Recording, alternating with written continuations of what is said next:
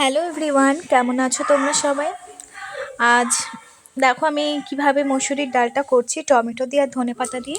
প্রথমে ডালটাকে আমি অর্ধেকটা সেদ্ধ করে নিয়েছি, তারপরে আমি কিন্তু 3টে বড় বড় টমেটো কেটে দিয়ে দিয়েছিলাম।